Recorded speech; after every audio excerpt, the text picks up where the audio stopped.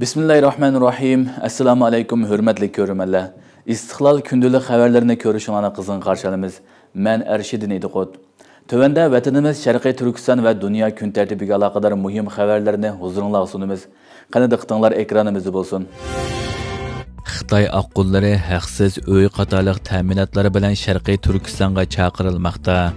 Xitoy Sharqiy Turkistonni ishg'ol qilgandan buyon Xitoy aqullarining Sharqiy Turkistonga turkumlab eqib kirishi qilcha to'xtab qolmagan bo'lib, sistemalik irqiy qirg'inchilik ijro qilinishga boshlagandan buyon bu jinoyat yuqori pallaga chiqdi. İctimai taratqularda tarqalayotgan bir qism sinlar Xitoy aqullarini alohida ta'minatlari bilan Sharqiy Turkistonga yo'tkash harakatlarining tashviqotlarining izchil davomlashayotganligini ko'rsatib bermoqda. Yaqinda ijtimoiy taratqularda tarqalgan bir sinda Xitoy aqullarini Sharqiy Turkistonga kelib yerlashishga tashviq qilgan bir Xitoy, agar Shinjonga o'ltiraqlashib qolsangiz uy 40 ming yer bo'lib berildi. 2 yil 36 ming yuan berildi. İctimai sug'urta, davolanish sug'urtasi va 5 xil sug'urtasi ta'minlandi. Farzandingiz yaslidan tortib o'ttir maktabgacha butunlay haqsiz o'qiydi, haqsiz tomoq yeydi. Har yil yana o'qish yordam puli berildi degan tafsilotlarni oshkorlagan.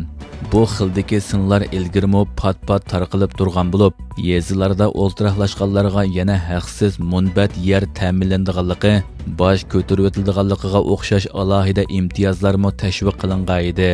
Bularga mos holda Uyg'ur qiz ayollarni Xitoylar bilan to'y qilishga majburlash, turlik mukofotlar bilan tashviq qilish qatorliq jinoyatlarmo davomli og'irlashmoqda. Sharqiy Turkistonning nupus qurilmasini o'zgartirish, buzg'unchilik qilish Xitoyning sistemalik irqiy qirg'inchilik jinoyatidagi muhim nishonlardan biri hisoblandi. Xitoy bu jarayonda Uyg'urlarni keng ko'lamda qirg'in qilish, turma yoki jazo lagerlariga qamash, Xitoy o'lkalariga surgun qilish, Xitoy aqullarini turkumlab yo'tkab kelish, Uyg'ur qiz ayollarni majburiy tug'mas qilish, Xitoylar bilan to'y qilishga majburlash qatorliq inson qilipidan chiqqan vositalarni qo'llanmoqda. Inson haqlari kunida Sharqiy Turkiston masalasi kun tartibga keltirildi. 10 dekabr inson haqlari kuni munosabati bilan Turkiya insoniy yordam vaqfi Fatih rayoniga joylashgan bosh markazida axborot e'lon qilish yig'ini o'tkazdi. Bu qatorida Sharqiy Turkiston masalasi mo kun tartibga keltirildi. Mazkur yig'inda Sharqiy Turkiston, Falastin, Sudan qatorliq dunyoning har qaysi joylarida ishg'oliyat, irqiy qirg'inchilik va turlik inson haqlari dafsanchilikni boshdan kechirayotgan xalqlar uchun ovoz chiqarish maqsad qilingan bo'lib, Sharqiy Turkiston inson haqlarini kuzatish jamiyatining raisi Abdurashid Amin Hojimo axborot e'lon qilish yig'inida so'z qildi. U butun dunyoda inson haqlari dafsanchiligining borgan sari og'irlashayotganligini, Turkiyaning bu haqda tirishchanlik ko'rsatishining intayin muhim ekanligini, Sharqiy Turkistonni o'z ichiga olgan barliq mazlum xalqlarni unutmasligi kerakligini, xususan Turkiya siyosiy sahnlarda va taratqu sohalarida Sharqiy Turkiston masalasiga texmo ko'p o'rin berishi kerakligini ta'kidladi. Boshqa so'z qilg'uvchilarmo Sharqiy Turkiston masalasi haqida to'xtalib, Sharqiy Turkiston xalqining o'z ovozini dunyoga anglatilmayotganligini, Turkiyaga panohlik tilab kelgan Uyg'urlar va boshqa mazlum xalqlarning g'arb davlatlariga ketishga majbur bo'lishining kishini ichindirgan ahvol ekanligini, bu masalalarni hal qilish mexanizmi o'ttirg'a chiqishi kerakligini bildirishdi. O'xshash kunda Uyg'ur akademiyasi va Uyg'ur harakati tashkilotining tashkillashi, Dunyo Uyg'ur qurultiyi, Amerika Uyg'ur birlashmasi, Uyg'ur kishilik huquq qurilishi, Uyg'ur tadqiqot instituti qatorliq 20 tashkilot va organning hamkorligida Amerika parlament binosida Uyg'ur irqiy qirg'inchiligiga qarshilik nomida ilmiy muhokama yig'ini o'tkazildi. Yig'inda Uyg'urlarning qo'llab kelayotgan siyosatchilar, tadqiqotchilar, davlat arboblari, tashkilot rahbarlari ishtirok qilib, o'rtaq holda Xitoyning Uyg'urlarga qaratgan irqiy qirg'inchilik jinoyatini aybladi va Amerika hukumatining Xitoyning irqiy qirg'inchilik jinoyatiga qarshi jiddiy tadbir qo'llanishi kerakligini, o'zlarining bu haqda tirishchanlik ko'rsatganligini bildirishdi.